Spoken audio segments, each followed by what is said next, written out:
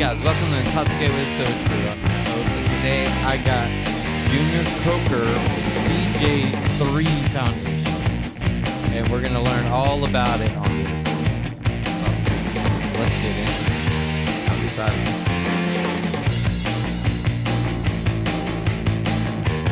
All right, so welcome to the podcast. First of all, yes, sir. It's an honor to have you here and talk about such an amazing foundation that, you know, a lot more people should probably know about. So We think so. Yeah. We're a little biased, but we think so. Right. I think so. Yes, sir. Especially the servicemen and men and women of, you know, whether you're military or just in a policeman, fire department. Right. You know. So I guess, first of all, what is CJ3 about? If you go to, say, our website or any of the documents you might see floating around, there are going to be some military terms. Reason for that is the founder of the organization is a combat wounded Army veteran. And so the CJ3 Foundation is Combined Joint Operations. So as you know from being in the military, there's phases of things that have to happen in order for you to go on a mission and successfully complete that mission. Right. So which ties directly into us, you know, serving our nation's heroes. And the way we're wanting to do that and accomplish that is we have 4 initiatives that we use. So those things combined help a recipient have a better quality of life. And we do that in 4 simplified steps, but I'll get into those. One of the most important things we do, and we arm wrestle at times over what we think is more important than the other. Right. But they all kind of go hand in hand. Our first initiative that you would see is our advocacy program. Mm-hmm. And so an example of that advocacy would be we've had an instance where one of our recipients of a service dog had issue with an employer. When he went in with the dog, they basically sent him home, said he wasn't allowed, which is a massive no-no. Yeah. So with a little bit of a few telephone calls to places, this gentleman was open arm welcome back to his employer, and Could bring the dog. He can bring the dog and continue to his normal daily routine. And that's something, you know, I believe is well needed. You know, when you have a service dog, you don't have that dog for no reason. They're life changing Mm-hmm. for that veteran who needs that service. Yep. It's literally a night and day difference in that veteran and his day-to-day walk of life. The improvement, just like when your wife let me in, you know. Yeah. Hey, ignore the dogs. No, I'm not. The dogs are cool. The dogs are the cool part, you know. Yeah, we got a house full of them. Yeah, So. but you understand the value of that dog, the stress it may relieve from you if you're having a bad day. Mm-hmm. Because I don't know, I've never seen one mad when you got home. No. You know, they're going to greet you and do what you need to do. Yeah. You know, the second thing we do is arguably one of the most important is we have a mental health and wellness program. Any recipient that we have that want a service animal, they must go through our mental health and wellness program. Mm-hmm. We have a facility in Albia, Iowa, that they will go spend a week. It is not a lay down on the couch and tell me how you feel. Okay. You know, so true. Are you having a bad day? Yeah. You know, look at this ink block and tell me what you see, right? It is a lot of auricular therapy. It's homeopathic medicine, if you will. You know, the goal is to get you off of pain meds or antidepressants, any of those things that, you know, VA is notorious for writing scripts for, right? Right. Trust. Yes, I know, because I'm 100% disabled, and I go through this stuff, and they tell me, you need this and that and the other. And it's unfortunately it's a Band-Aid. Yeah. But Dr. Thomas does brain mapping and those sorts of things. We have a hyperbaric chamber. It's just a lot of things to help you, potentially get through whatever roadblock that you may have or trigger you may have about your surroundings and that sort of thing. But it's a really, really great process. That's not a heavy lift, for the recipient. It's stuff is as simple as just like you just put your headphones on for us to do this. If you had a movie playing, she would have some little pads put on your head, and she's reading your and your thought pattern, and you're simply just watching one of your favorite movies with your headphones on. Yeah, and she's doing her thing, and trying checking like brain activity and. Well, I kind of use this example. So, let's say you were triggered by the color red. Mm-hmm. Well, the brain is a big giant circuit board. Mm-hmm. So she figures out where that disconnect may be. Okay, yeah, that makes sense. And does a workaround. For one of the good example of, so as I told you in our introduction, in 2020 I was diagnosed with cancer. Right.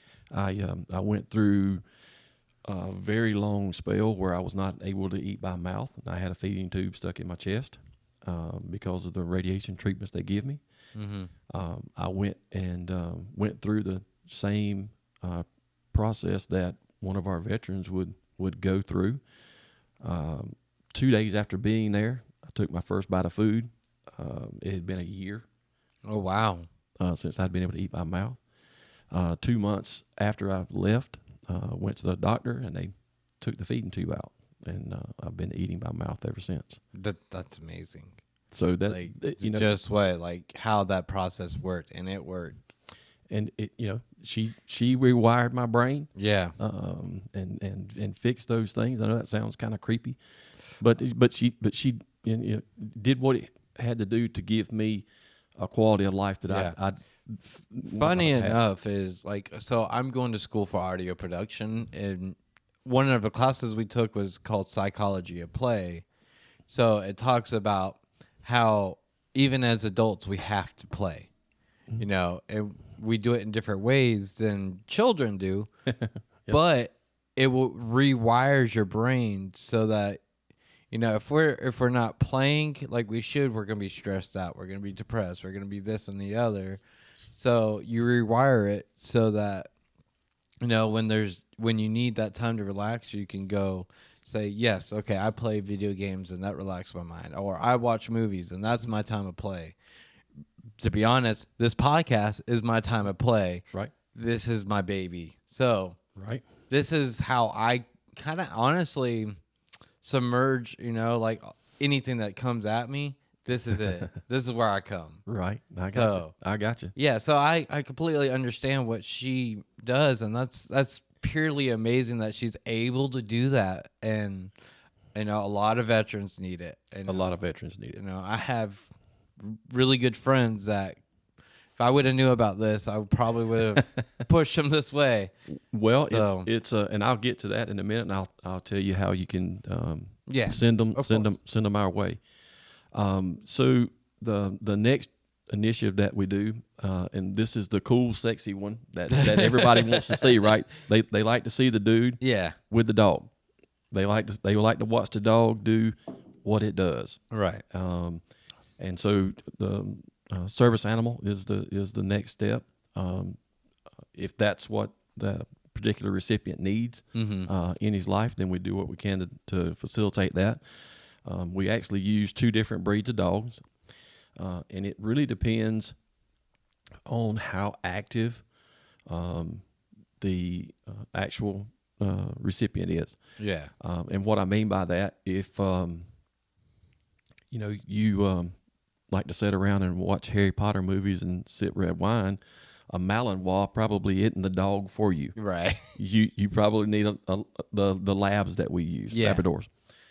If you're a guy who is adventurous and he is remotely active, Yeah. and wants to get out and throw the ball and do a little more be a little more active, then a Malinois is the perfect animal for you. Right. For most of the military guys, they know what Malinois are because they've seen them in action. Yeah. They're highly intelligent dogs that need a job, and they're perfect for veterans. Right. That is like their mentality. Mm-hmm. They must have a job to do. Yes. So they really work. And one of the best examples that I can give you for that, we had a gentleman come in, and I didn't know this. Typically, I'm there when the guys receive their dog. Mm-hmm. I do some of the take them to town and put them in kind of real world scenarios, such as going to the restaurant and picking a location where you and the dog are comfortable. You don't want the waitress or one of the passersby stepping on a tail. Or, right.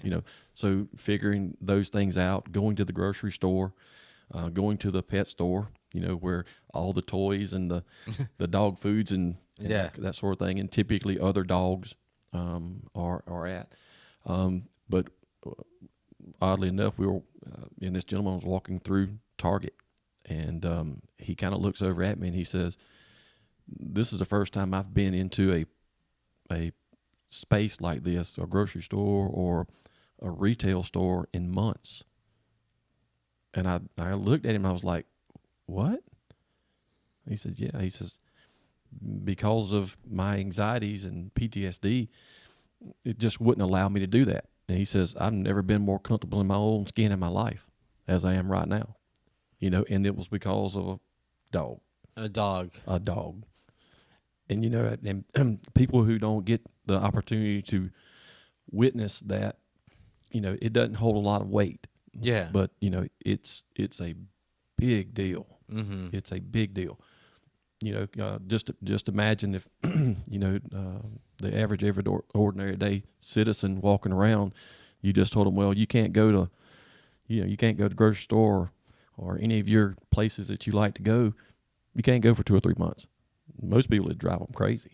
Oh, and then I mean, not to say anything, but basic training. Can't do any of that. No, you can't. Don't go out. Go outside, check the mail, and walk back in. The normal life is gone, mm-hmm. and it's detrimental when that happens. Mm-hmm. So for the power of just a dog to give you your life back mm-hmm. is very touching and amazing. It's huge. And to go a little further, so typically the dogs are trained for PTSD and recognize those signs before they ever happen. They will do things like if they saw you you're getting nervous or anxious inside a place like that. Mm-hmm. Typically, they'll start to lean on you to make you take your focus off of whatever may be about to trigger you or the uncomfortable environment you're in, and they'll lean on you or make you look down and pay them attention. Kind of break that, and it breaks that event that's about to happen. And it almost stops it in its tracks by them performing that one simple task. And you would think, a 65-pound dog leaning on someone shouldn't be anything other than aggravating, right? But it's not. They're trained to lean or do something to get your attention, to make you break that little cycle that you may have going on in your head, and break that cycle. And then because one of my things is anxiety. Mm-hmm. So, and that does make sense because when you get that anxiety kind of feeling, you kind of lock on to what you're thinking about, mm-hmm. and your focus is on that one thing and that one thing only. So that makes sense. The dog leans against you, and like you said, you would think it's annoying, But when you're in that kind of a thought pattern, it's not annoying. No. It's like, oh. Well, most people, if you were walking around with a dog and he kept leaning on you or pushing on you, they would be like, "Oh, would you get off of me?" You know. Yeah. But that's the task that a lot of these dogs, inherently pick up and are trained to do. Because, you and I put off pheromones, whether we're happy or sad, or those other things, and that's what they pick up on is your they can smell it before you know what's happening. Yeah. Dogs are amazing. Dogs are amazing. And we've had a lot of great successes with our veterans getting them and their quality of life. 'Cause, ultimately that's what we want. We want quality of life. We have no promise of extending them, but while our veterans are here, we want them to live their best life they can live. I want them to feel the same comforts that most civilians do, and come and go and without fear of having an episode or anything like that. So it's one of the big goals. I mean, it's an honor to know that there's a foundation out here that is like that, and it's not okay. When you hear VA, it's a dreading. You're like, oh God, I gotta go through the VA. But knowing now, there's a foundation out here. I need help. Let me reach out to them.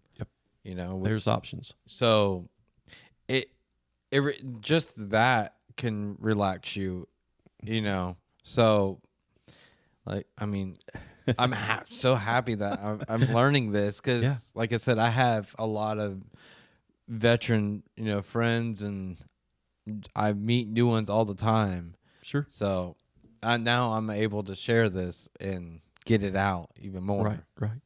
We appreciate that, and that's why we're the ones who are honored to be here to be able to talk to. There may be someone out there. The goal is maybe there's someone out there that hears this and goes, maybe this is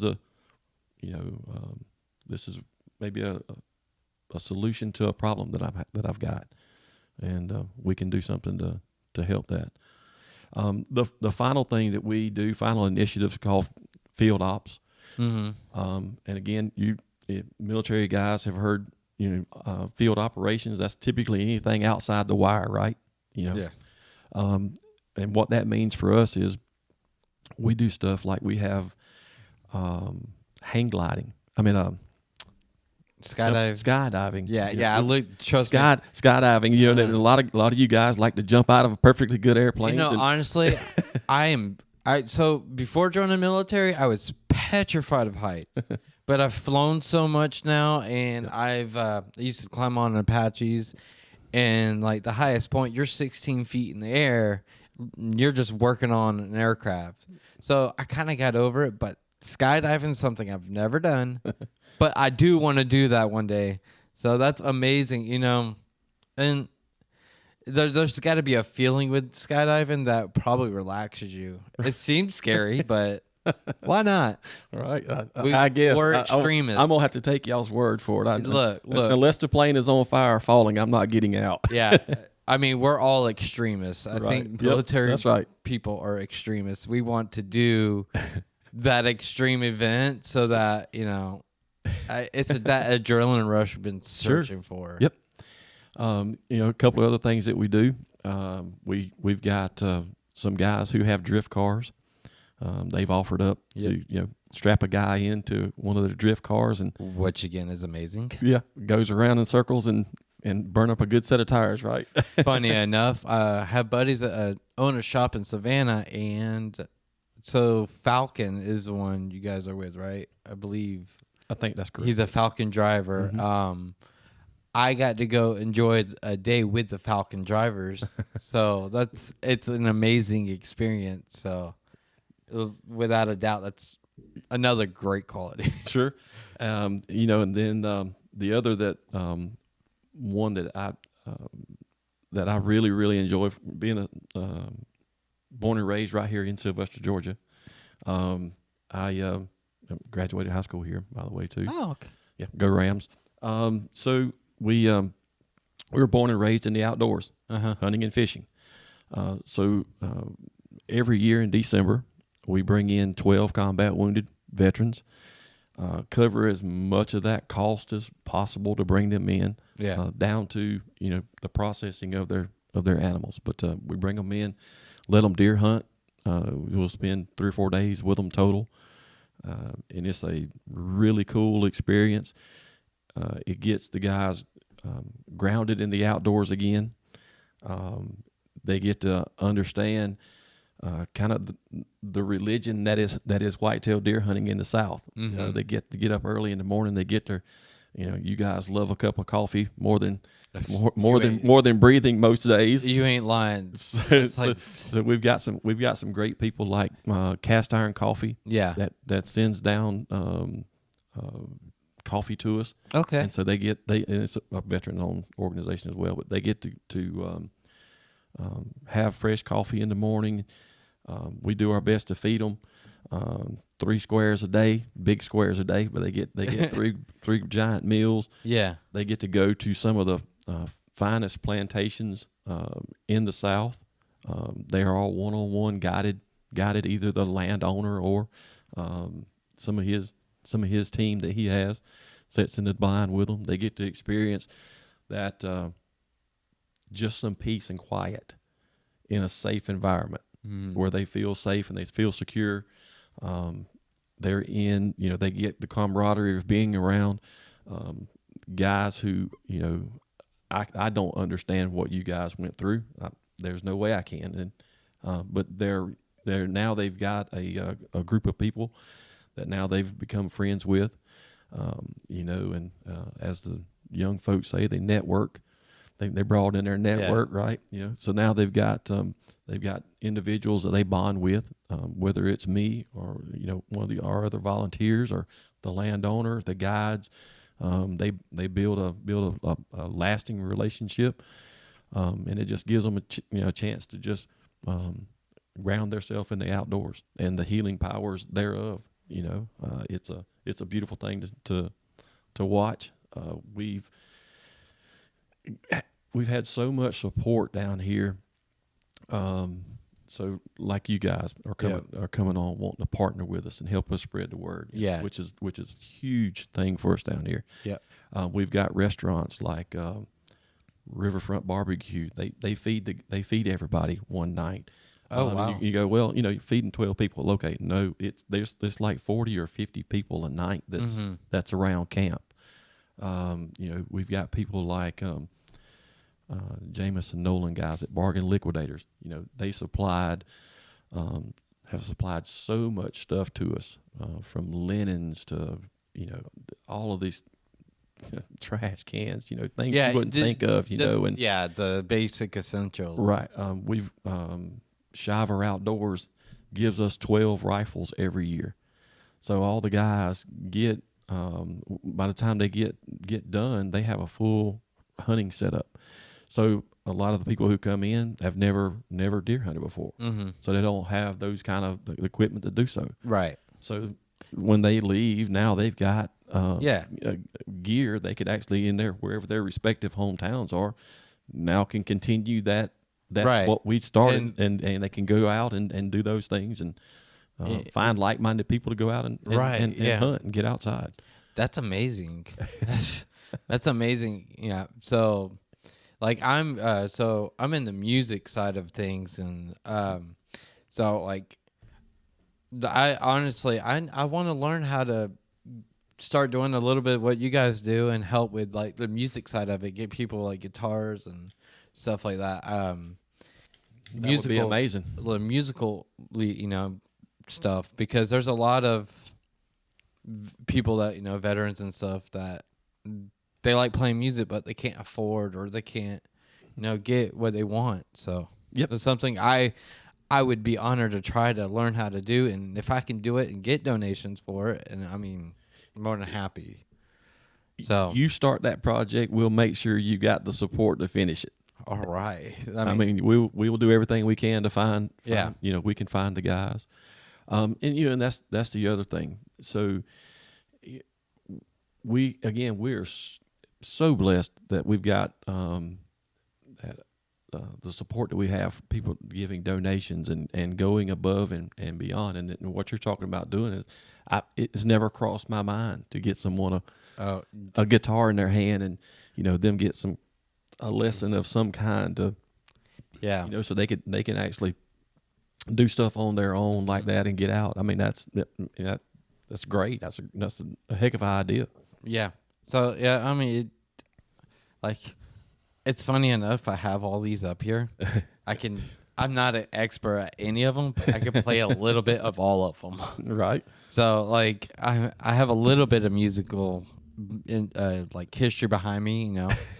I played tuba in the 6th grade. I used to be able to read sheet music. Can't read it no more.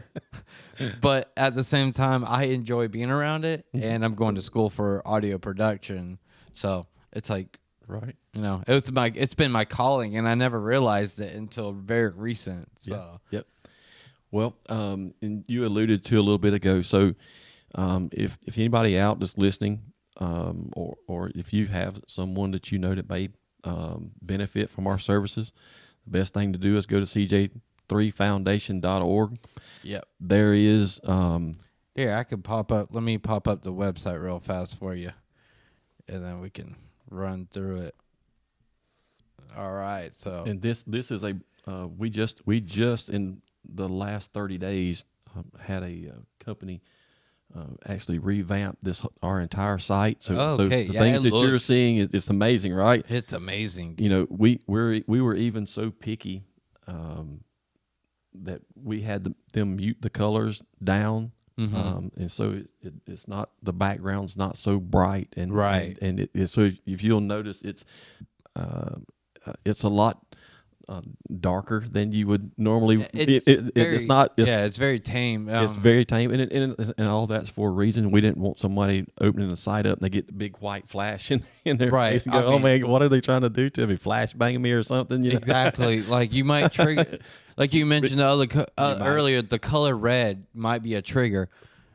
Bright colors might be a trigger. Right? Might be a trigger. So we were very conscious about making sure that the colors were muted. It's a beautiful site. Yeah. But there are several tabs in there.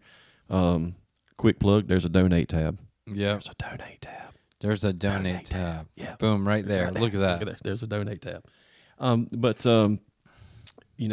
There is an application on site. So anyone that would like the services or potentially become a recipient, there's an application process. Now, I know that the veterans who are listening do not like to go deep into their fields. I would ask you that when you fill out this application, that if there's something wrong, we can't fix what we don't know. Yeah, right. Please be honest and answer all the questions as truthfully as you can. I personally do not see the application because of HIPAA. The application goes straight to our doctor. Mm-hmm. She evaluates that, and just so you know, she will call BS on you in a real quick hurry, so don't try to fluff it and don't try to hide. Yeah, because she is very good at picking out. Out those things really quick. Yeah. But fill the application out, submit that application. Doctor will review it, and you potentially get put on the list. The list right now consists of 48 recipients. The reason I said hit that donate button is because we have 48 recipients. Yeah. And to give you an idea, so if you were a recipient that needed to go through the mental health and wellness, it's $3,500. That covers travel. Right. That covers travel and covers that recipient for getting that help. Because it's a week long too. It's a week long process. You get 4 months of treatment in a week. It's a lot. Oh, it's a lot crammed in a week. But you're the recipient is a totally different person when they leave. Right. Give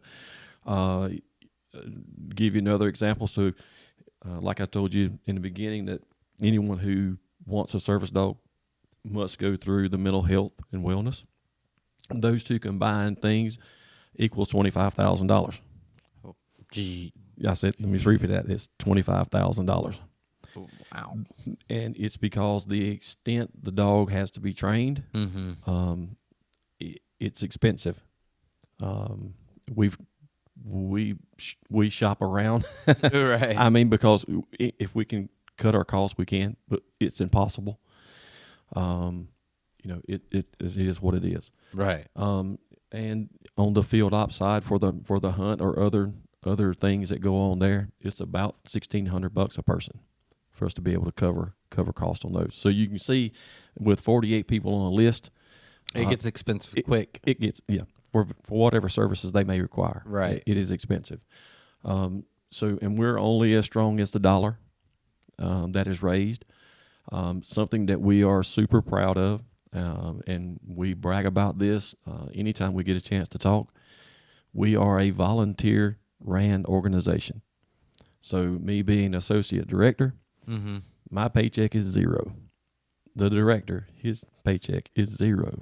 And our third deputy director, his paycheck is zero. Any foundation volunteer or supporter that helps us, their paycheck is zero. I will bluntly tell you that any foundation that says that 100% of their proceeds go to the veteran, there's no way. Yeah. But I can tell you with all positivity that 98.69% of the dollars we raise goes to our veteran. And how I know that is because we run the metrics on that. 501c3, such as ours, you have to have an attorney, and you have to have a CPA, and you have to have some accounting software of some kind. Right. So that's the only reason that we'll never be 100%. It's just unless somebody donates those services. Right. And potentially lawyers who went to school for 8 years Yeah. and accountants, their services are not free. Right. So you just have to pay your services. So. You have to pay your services, and the accounting software, God bless Microsoft, but they're not free. Right. Exactly. Or whatever service we decide to use. So, the donate button is there with intention, and it's red for intention because we want it to grab the attention real quick of prospective donors who might be there. Right. We just need the dollars, and more dollars we have, the quicker we can run recipients through whatever process they need to get them that quality of life that we want them to have. Well, hopefully I can get some headed your way, and then including myself. God bless you for it. So, well, is there anything else? Yep, I got one other thing real quick. Okay. You being a veteran, and you understand the significance of receiving a challenge coin. On behalf of CJ3 Foundation, I wanted to give you one of our challenge coins. That's again something we're super proud of, man, and we appreciate the support. This is touching. This means like a lot right now. Yes, sir. Because they're cool, man, and we like to be able to give those that support us a little something, and as a token of our appreciation for being here and you helping us spread the word about CJ3 Foundation. Yeah. No problem. You're gonna make me hit a soft spot right now. It's okay. Yeah, I'm good with it, man. I'm good with it. Well, I definitely appreciate you coming. I'm definitely gonna get the word out, and appreciate you, for man. coming. Yes, sir. You guys take care.